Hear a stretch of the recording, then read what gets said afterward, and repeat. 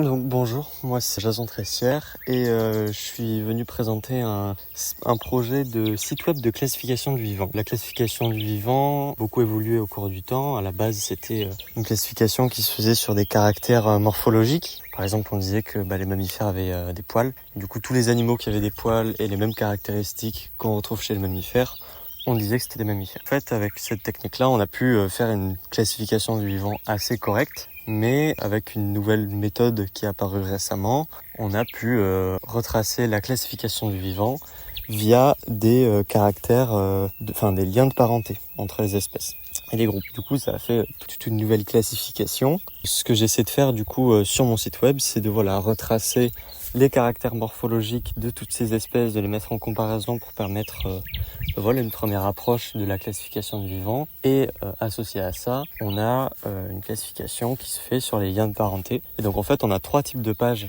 sur le site web.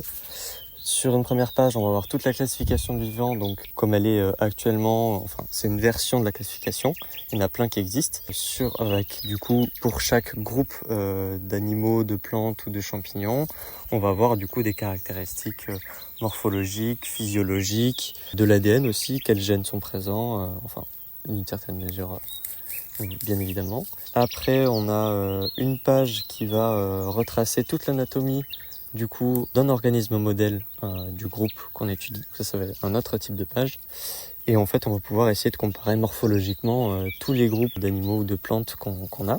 Et ensuite, on a une troisième type de page, où on a toute l'histoire de l'évolution de ces groupes. Donc en fait, on a l'apparition des groupes et leur extinction quand elle existe. Du coup, c'est une espèce de frise des temps géologiques, avec associé à ça donc un arbre des apparitions et extinctions de ces groupes. Donc voilà, en fait, le principe de ce site web, ça fait une espèce d'encyclopédie, d'où le nom Philopédia du site. Donc bonjour, moi c'est Jason Tressière et je suis venu présenter un projet de site web de